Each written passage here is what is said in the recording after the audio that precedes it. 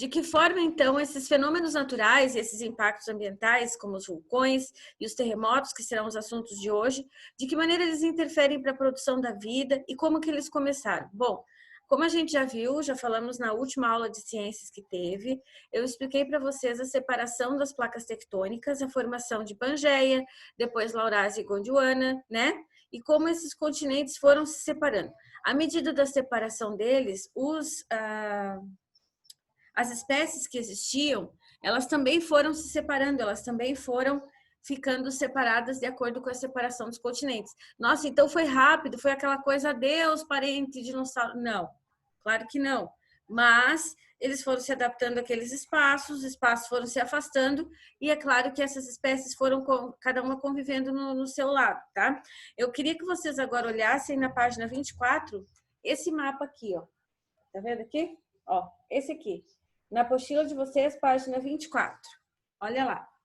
Ali tem as principais zonas sísmicas, e vulcânicas do planeta Terra. E tem uma área muito interessante, que todo mundo comenta bastante, que quando eu estou falando em fenômenos naturais, ela é a mais apavorante assim no mundo, que se chama Círculo de Fogo do Pacífico. A maior placa tectônica de todas é a placa do Pacífico. E no entorno dela, vocês olhando para o mapa ali, ó, ao redor dela, todo o limite dela, as fronteiras dela com outras placas tectônicas, é cercada de muitos vulcões e áreas de zona sísmica. Então, em vermelho está o limite das placas terrestres ali, né, das placas tectônicas. Aí, onde está meio pintado de laranja, parece uma linha laranjada, são os lugares onde tem vulcanismo. Desculpa, onde tem atividade sísmica, terremoto. E vulcão é onde estão os círculos pequenininhos, tá? Agora vocês observem o entorno ali, a margem da placa do Pacífico, onde eu chamo de Círculo de Fogo do Pacífico, ali onde passa sobre o Pacífico perto da Ásia. Estão vendo aqui, ó? Perto da placa das Filipinas. Deixa eu colocar aqui que é melhor. Ó, aqui, toda essa área aqui, estão vendo aqui? Olha a quantidade de vulcões que tem ali. São muitos, muitos, muitos vulcões, certo? Peraí, deixa eu só colocar o povo aqui. Aí. São muitos vulcões que tem ali. Imaginem todos esses vulcões entrando em erupção. Lembrando que alguns desses vulcões não são emersos, são subterrâneos. Então, quando eles entram em erupção, do nada, tu não sabe quando eles vão entrar em erupção, né? Vulcão não se anuncia antes. De repente, assim, tá lá o oceano parado, jorra um jato gigantesco de água com um monte de cinza vulcânica e materiais do vulcão. Raramente se vê a lava, porque a lava, quando ela entra em contato com a água, né, que ela sai do vulcão e entra em contato com a água, ela já solidifica na hora. Então, o que a gente vê nesses vulcões que são submersos, que a gente percebe deles, é que quando eles entram em erupção, na superfície ou na água, o que a gente vê é o movimento da água, obviamente, pelo calor, pelo excesso de gases que escapam, e também as cinzas que sobem, tá? Vamos lembrar de um lugar bem interessante no planeta que se chama Islândia. A Islândia é um país que se formou exatamente dessa maneira.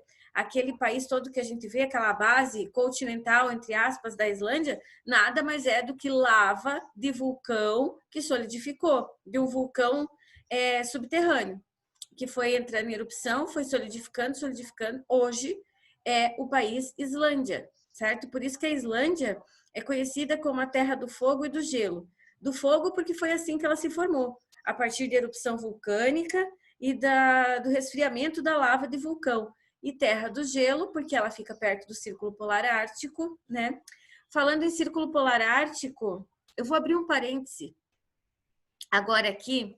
Eu sei que o nosso assunto são vulcões e terremotos, mas eu acho muito importante abrir esse parágrafo para fazer vocês perceberem isso. E quem ainda não viu, procura lá a notícia. Professora Carla tá louca. Não tô, gente. Eu queria, adoraria estar louca, mas não estou. Vocês viram que no Ártico, gente, Ártico, vocês lembram que vocês já estudaram as zonas térmicas do planeta? Então, no Ártico, deu a notícia ontem, antes de ontem, saiu até no site da NASA, sites de notícia do mundo inteiro, BBC, CNN, Deutsche Welle, no Brasil, nos noticiários, tudo. O dia 21 começou para nós, hoje dia 24, dia 21 começou para nós o inverno. E lá no hemisfério norte começou o verão. Só que começou um verão com o Ártico tendo uma temperatura de 38 graus. Você sabe o que significa 38 graus no Ártico? Lá onde eu tenho urso polar, onde eu tenho toda uma cadeia, todo um ecossistema, todo um bioma completamente relacionado a temperaturas negativas. Você ter no início de verão 38 graus, vocês conseguem ver a velocidade de descongelamento de toda aquela área de geleira, tudo que pode acontecer, sabe? É apavorante. Para nós aqui, gente, quando a temperatura está 32, 31 graus, isso que nós somos acostumados, a gente já sofre bastante, né? Passa uma situação difícil de calor. Imagina no Ártico, em que as temperaturas vão de menos 60 no inverno a 10 graus, 12 graus no verãozão, sabe? Aquele verão bem 12 graus, 10 graus. De repente, começar um verão com 38 graus, muitas pessoas, claro, poucas pessoas vivem lá, mas dentre as poucas pessoas que vivem lá, uma boa parte delas passou mal, teve problemas, certo? Porque é lógico, é um organismo que não está acostumado. Imaginem os animais e os seres que vivem lá, como que impactou para eles. E as temperaturas, há uma tendência das temperaturas, esses dias extremamente quentes no Ártico, serem, não todos os dias, mas terem vários dias assim, agora no verão deles. Isso acelera muito o processo de degelo, e acelerando muito o processo de degelo, acelera muito o aumento da temperatura média do planeta, certo? Então, aquela historinha de que nós tínhamos até 2100 para o mundo aumentar 2 graus, ou seja, se até 2100 o mundo aumentasse 2 graus, nós teríamos problemas sérios, metade da vida do planeta estaria comprometida. Isso foi dito em 2010. Entre 2010 e 2020, só se passaram 10 anos, certo? Só se passaram 10 anos e a Terra já aumentou 1,3 graus. Ela só tem 2, ou seja, falta 0,7 até 2100. Mas em 10 anos deu 1,3, tá? Então, só para a gente raciocinar um pouquinho. Mas eu não tenho nada a ver com isso, o que eu posso fazer para ajudar? Muita coisa, muita coisa. Pensar muito antes de usar os recursos naturais de forma exagerada, tá? Pensar bastante mesmo, antes de querer sair comprando um monte de coisa. Mas o que tem a ver as coisas que eu compro com o degelo no Ártico? Bom, tudo a ver. Não é o nosso assunto da aula agora, né? Mas só para dar eu só quis trazer a notícia para vocês verem como a situação está realmente, a biogeografia do planeta está comprometida, que é o que a gente está estudando, mas só para vocês terem uma noção. Quanto mais eu compro produtos, mais precisa tirar recursos da natureza. Quanto mais recursos eu tiro da natureza e construo fábricas e faço área de mineração, menos verde, menos árvore, menos manutenção de temperatura e menos manutenção de água, de vapor d'água nessas vegetações. Com isso, eu aqueço demais as áreas quentes e as massas de ar, quando se movimentam, levam esse calor para os polos, degelo no Ártico. Isso de uma maneira bem breve agora, tá, gente? Só rápido, assim. Mas tem todo um esquema por trás para pensar. Então, você tem 20 blusas, vai comprar mais uma? Pensa em tudo que pode acontecer por causa disso. Ai, que desastre. A professora fala de desastre. Vai pensando. É você fazendo isso e mais 7 bilhões de pessoas também. Entende? Se você faz, os outros têm direito também. E tá certo? Em relação ao planeta, à vida, à biogeografia, que é o nosso assunto, não tá, né? Mas isso é só daqui uns anos. 38 graus antes de ontem no Ártico. Isso é a primeira vez na história que se pensa numa possibilidade dessa. E aí a gente tem que ou se acostuma e acha que está tudo bem e depois aceita o fim, ou a gente muda as nossas ações do dia a dia, né? Então tá, vamos continuar aqui falando de algo um pouco mais quente do que o Ártico e um pouco mais quente que 38 graus, que são os vulcões, tá bom? Vamos falar deles. Eu coloquei a foto de um vulcão aí, vocês sabem que vulcões, temperatura assim, bem básica, é 5.000, 6.000 graus, a partir de 900 graus, né? Então, É mais ou menos assim. E nessa região do Círculo de Fogo do Pacífico, que eu estava mostrando para vocês, é onde mais tem possibilidade de ter todos esses fenômenos naturais e impactos ambientais. Gente, dá uma olhada no Japão. Olha o Japão ali. Olha a quantidade de vulcões que tem no Japão. Você sabe onde é o Japão? Aqui, ó. Deixa eu mostrar aqui. Aqui, ó. Aqui assim é o Japão, ó. Estão vendo? Tá? Aqui as ilhas do Japão. Vocês viram a quantidade que tem de vulcão ali e a gente sabe direto da frequência dos terremotos que ocorrem ali também. Porque o Japão é uma área de encontro de 3 placas tectônicas. Ó, ele tem a placa eurasiana, olhem lá no mapa, a placa das Filipinas e a placa do Pacífico. E a área de encontro das 3 é ali onde estão as ilhas do Japão. Qualquer uma das 3 que se movimente vai dar impacto onde? No Japão. Aí tem aquela cadeia de vulcões também. Então, é uma região que se chama Círculo de Fogo do Pacífico, porque eles estão sempre sob ameaça desses impactos dos fenômenos naturais, aqueles que o ser humano não controla e ainda não prevê, certo? Ainda não há previsão. Diz que a única forma de prever que um terremoto vai acontecer é quando a gente tem quando a gente observa o movimento das aves migrando todas para o mesmo lugar e das cobras, que as cobras começam a subir em árvore, começam a subir em coisa. Mas, gente, nos dias atuais, quem de nós tem tempo e disponibilidade para estar na natureza observando se as cobras estão subindo em árvore? Né? Então, a gente não fica sabendo. Quando fica sabendo, já está dando o tremor, já está acontecendo todo o desastre, certo? Então tá, Brasil. Onde está o Brasil nessa história toda? Olha, gente, lá. Placa sul-americana. Brasil está bem longe da margem. Não tem possibilidade de terremoto, nem de vulcão. Nada dessas coisas ali. Aí vocês vão dizer assim para mim: poxa, nós somos privilegiados, mas, professor, eu vi esses tempos atrás que aconteceu o terremoto no Nordeste. Então, é que as pessoas, a mídia, né, a imprensa, ela gosta de dar uma exagerada.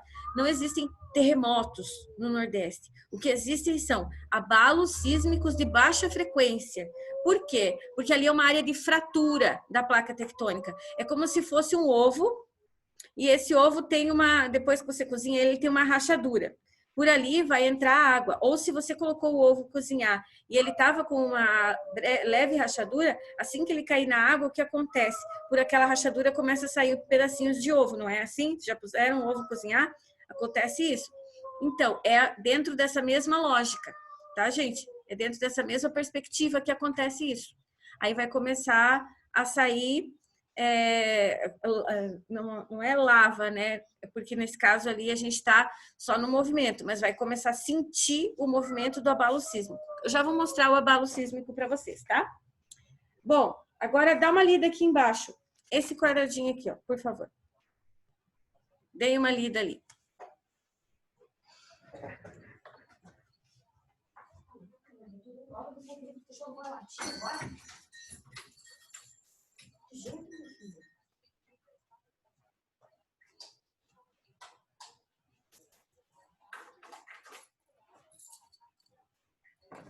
Leram, gente?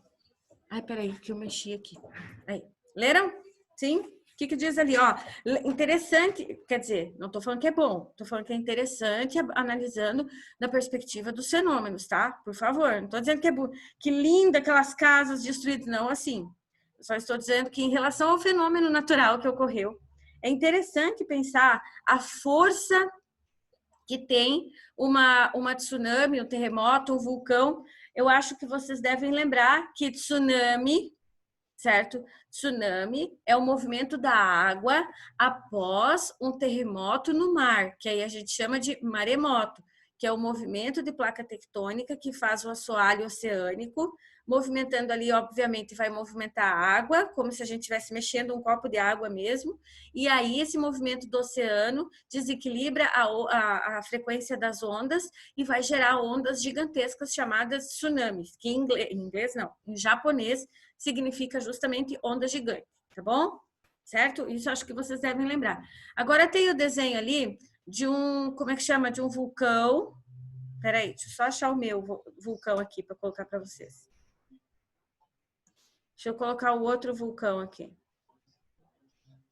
Tá aqui. Estão vendo ele? Aí aparece o outro vulcão, gente? Ou é o mesmo ainda? É o mesmo? Tá, peraí. Aqui. Agora sim. Sim? Tá. Olha só. Como que se formam os vulcões, então? Aí eu já vou falar do que a vida na Terra tem a ver com isso. Bom, ele tem uma área de abertura na superfície, ele vai começar aqui, ó. E vai começar a haver liberação de gases e de lava, na verdade, de magma, que quando chegar aqui na superfície, entrar em contato com o oxigênio, a gente chama de lava, né? Vocês devem lembrar disso. E isso pode alterar totalmente o clima de uma região. Ele pode deixar os dias daquela região, quando um vulcão entra em erupção, né? Ele pode deixar o clima naquela região bem mais quente, com uma diferença de até 10, 12 graus de temperatura, certo? Fora que as cinzas que são liberadas, se for numa região que não tem muito vento, que não tem uma massa de ar que esteja atuando no momento, essas cinzas vulcânicas elas ficam em suspenso no ar e elas vão atrapalhar o processo respiratório não só de seres humanos, mas das aves e de todos os outros animais terrestres. Para as aves é a pior situação, porque isso atrapalha inclusive o voo delas. E se elas tiverem época de migração para reprodução, pode parar a migração. É possível que esse grupo de aves fique até sem reprodução. Ah, mas é só elas esperarem, meu Deus, vai durar alguns dias, algumas horas, depois elas reproduzem. Então, só que como na natureza tudo é sistematicamente programado, essas aves têm um período para reprodução. Passado esse período para reprodução, a reprodução não vai acontecer mais. E falando em lava, desculpa, em cinza vulcânica em suspenso, depende da região, gente. Não são horas, são dias e até meses dessa cinza vulcânica em suspensão no ar, tá? Então não é uma coisa assim que passa rápido. Tem situações em que essa cinza vulcânica fica muito tempo no ar. Aquele ano em que houve a erupção do vulcão no Chile e que as cinzas vulcânicas vieram parar por conta da atuação da massa de ar da Antártica, né? Essas cinzas vulcânicas vieram parar aqui no Brasil, que o Prisma ficava naquele outro prédio lá no centro, naquela casa lá no centro, não sei se vocês chegaram a estudar lá. Aconteceu. Imagina, o vulcão entrou em erupção no Chile e a escola, os carros ali no centro, tudo ficou branco por cima da cinza vulcânica desse vulcão do Chile. A quadra da escola ficou tudo branca, cheia de cinza vulcânica. Para essa cinza vulcânica ter chegado aqui em Pissarras, que é simplesmente o outro lado, né? Nós estamos no leste, ela veio pelo oeste, porque ela veio do Chile. Para ter atravessado tudo isso, passou Argentina, passou todas essas regiões até chegar aqui no litoral de Santa Catarina, mesmo com os nossos ventos litorâneos, vocês imaginem o tamanho da erupção vulcânica que foi. E vocês imaginem a quantidade de cinza vulcânica que se esparramou pelo céu.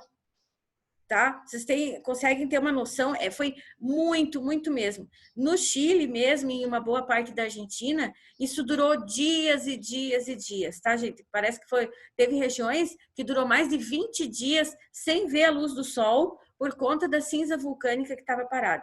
Então, isso afeta a vida dos seres vivos que estão ali? Com certeza afeta bastante. Como eu disse, impede o voo das aves, período de reprodução, os outros animais pode haver confusão de estação. Se ficar permanentemente, assim, muitos dias no escuro ou coberto por conta disso, há alguns animais que constroem os seus ninhos ou as suas tocas e tal, e eles vão para lá e podem até entrar em estado de hibernação sem nem ser inverno. Então, altera completamente. O acesso à alimentação fica muito mais difícil também, tá bom? Então, sem sol reduz temperatura também bastante, né? Fica frio também. Então tá, olhando ali, olha só.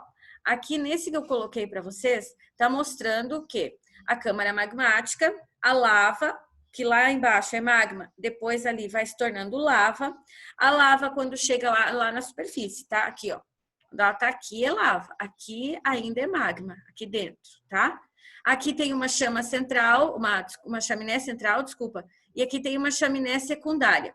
Esse processo aqui a gente chama de derrame de lavas, aqui, tá? Quando sai aqui. Aqui na câmara principal, na chaminé principal, eu chamo de erupção, porque ela vai sair com a lava, os gases, a cinza, tudo.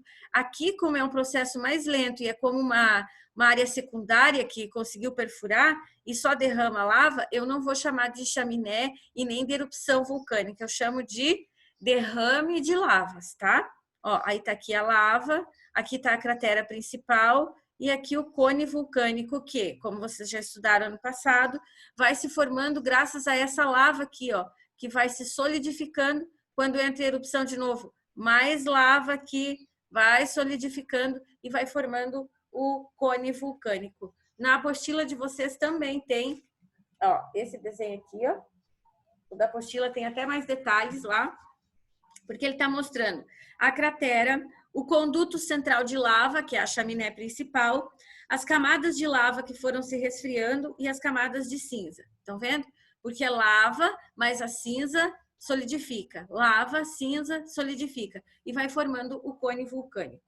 Tudo muito lindo, muito interessante, porém, isso, como eu disse para vocês, pode também provocar bastante alterações no meio ambiente, no meio vital dos seres vivos que habitam ali. É por isso que a gente está estudando isso agora, porque nós estamos falando de biogeografia, tá?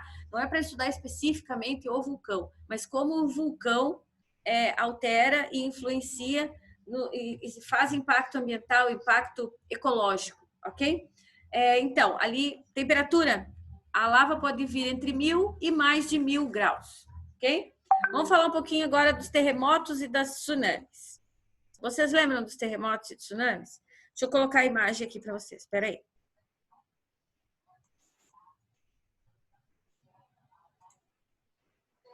Calma aí.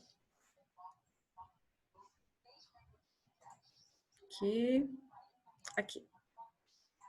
Ó, a imagem está meio desfocada, mas acho que dá para vocês entenderem.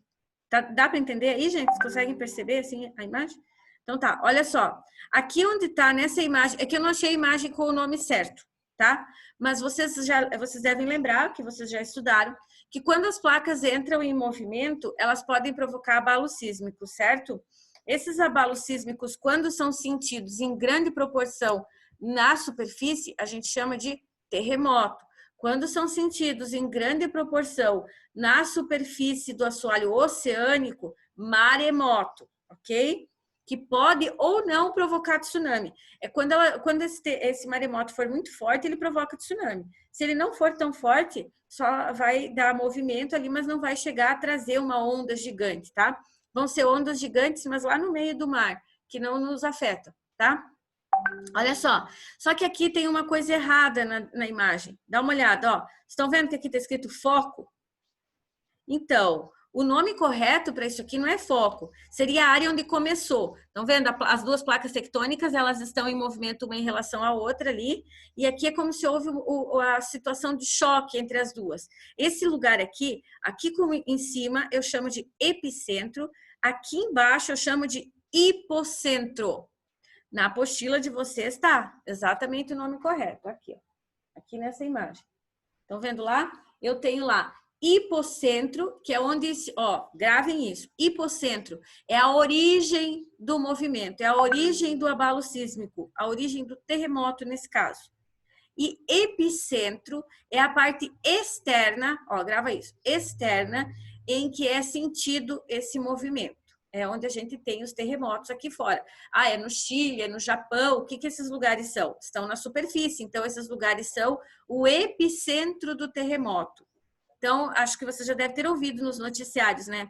Terremoto no Chile teve como epicentro a cidade, sei lá, pense numa cidade lá que tem no Chile, e aquela cidade foi o epicentro, ou seja, foi o ponto mais forte na superfície onde foi sentido o movimento. E o hipocentro está onde? Aí esse é subterrâneo, esse é lá nas placas onde começou o movimento, tá bom, gente? Onde ocorre isso? Em áreas de falha, de encontro de placa tectônica. O movimento gera o quê? Ondas sísmicas. Estão vendo essas ondas aqui na imagem? Daqui a imagem que eu coloquei. E também tem aqui na imagem da apostila, ó, as ondas ali, ó. Tá? Essas são as chamadas ondas sísmicas. Como assim ondas sísmicas? Sabe quando a gente joga uma pedra na água? Já viram que quando a gente joga uma pedra na água, gente, pode fazer qualquer pedrinha. Põe se vocês nunca viram, observa. Coloca lá um copo com água e daí pega sal grosso, pega uma pedrinha lá do jardim pequenininha e joga na água para vocês verem o que acontece. A água, ela vai se movimentar por ondas. Vocês vão estudar isso em física ainda, se chama movimento ondulatório, tá? Tem na natureza em vários aspectos, desde o micro ao macro.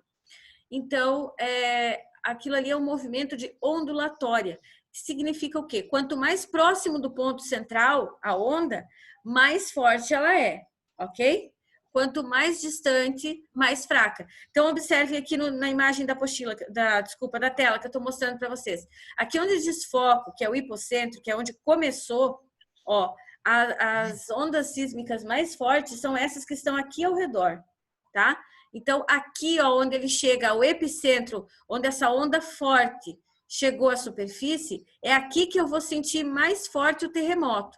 Depois, as outras ondas, estão vendo que vão ficando cada vez mais clarinhas? Ó, porque vai ficando cada vez mais fraco. É como o tal do jogar a pedra no rio, jogar pedra no açude, no copo, enfim.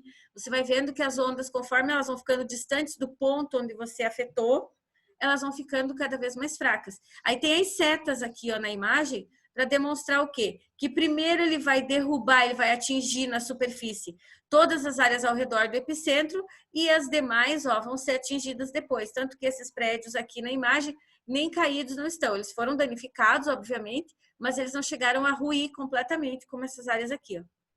Entenderam? É dentro dessa perspectiva. Como que se mede isso? Vocês já viram no passado, só vou rever aqui com vocês, através da escala de magnitude Richter, escala de Richter, que foi criada pelo Charles Richter em 1935, né? Que é medida através de sismógrafos, que são aparelhos que têm em áreas bem específicas de placa tectônica, de encontro de placa tectônica, e que medem a energia do movimento, certo? A energia do movimento das placas. As placas estão sempre se movimentando, gente. Não se ilude. Só se movimenta... Peraí, meu celular. Eita. Não se iludam que as placas elas se movimentam apenas quando tem isso. Elas estão em movimento agora, nesse momento. Só que são movimentos sutis, suaves. Os sismógrafos captam, dependendo sim, dependendo não. Mas quando essas ondas trazem movimento para a superfície, para o epicentro, aí os sismógrafos identificam. Só que geralmente esses sismógrafos identificam assim, uns 5, 10 minutos antes dela atingir a superfície. Então, por isso que hoje a gente diz que ainda não há uma previsão. Para que serve, então, esse sismógrafo? Só para a gente ver depois na escala Richter a intensidade e força que teve o terremoto, para a gente poder ver se essa é uma área em que o terremoto está, o encontro de placas está realmente forte e pode acontecer de novo ou não. Mas não para prever, tá, gente? Vamos ver lá se amanhã vai ter terremoto. Não tem condições, não dá. Essa possibilidade ainda não existe. E depois, na própria apostila, tem a imagem do fundo do oceano, aqui, ó, mostrando a formação de um tsunami. Olhem a imagem lá. Ó, tá mostrando que no fundo do oceano os terremotos são maremotos, né? E que eles geram tsunamis, que são essas ondas gigantes por conta desse movimento ondulatório que se encontra com o movimento ondulatório do próprio mar e faz com que as ondas se tornem gigantescas, ok? Vulcão, terremoto, tsunami, tudo isso que eu expliquei para vocês hoje, todos esses fenômenos naturais, eles além de prejudicarem o ser humano quando eles atingem áreas que nós moramos, e por isso eles são estudados em ciências, eles atingem também outras áreas do meio ambiente, tá? Então, um terremoto, quando ele atinge a Terra, ele vai destruir toca de outros animais, ele vai fazer com que esses animais tentem migrar, tentem ir embora. Ele pode gerar, no caso do mar, né? No caso do mar, quando o mar avança, ele vai destruir áreas de ecossistema, áreas de bioma também, e com isso ninhos e etc e tal. Enfim, é muita coisa que se perde com isso. Vai ter alteração de clima? Depende da região, tá? Dependendo da região, sim, um terremoto pode provocar alteração do clima. Mas de que forma? O que uma coisa tem a ver com outra? Justamente porque o movimento que ele faz pode destruir coisas e com isso gerar nuvens de poluição, de sujeira, e com essas nuvens de poluição e sujeira vai ter chuva, a chuva vem com cinza, é bem complicado também, tá? Isso tanto vulcão quanto terremoto pode acontecer, tá bom, gente?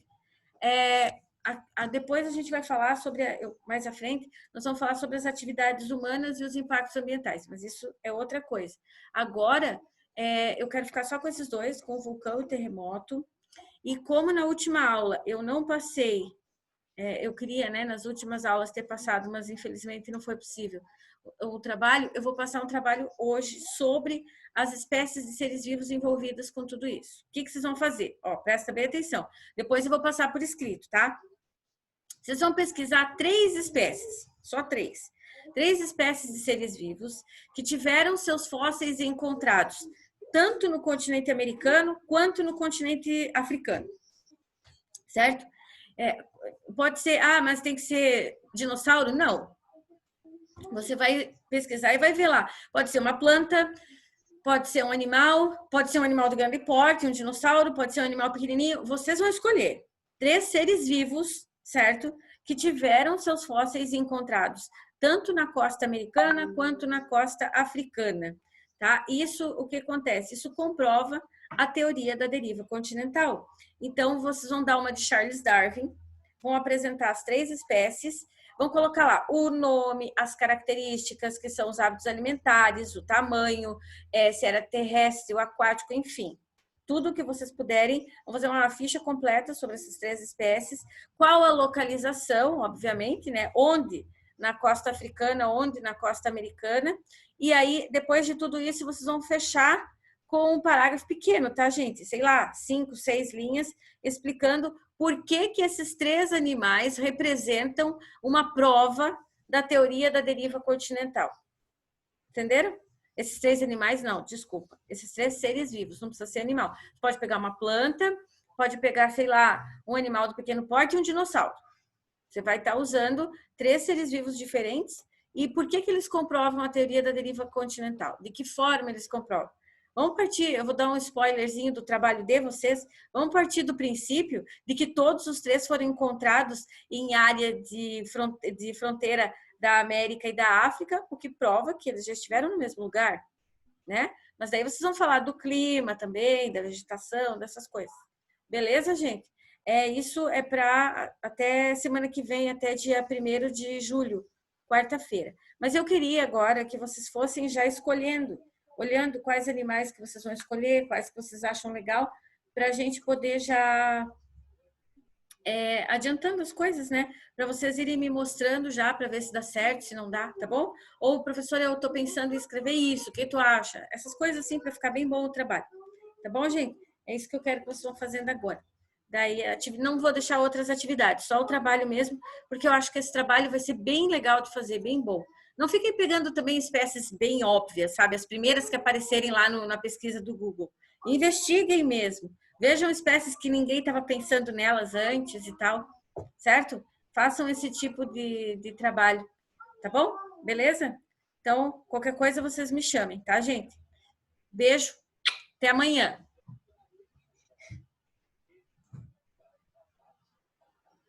Ô, prof. Oi?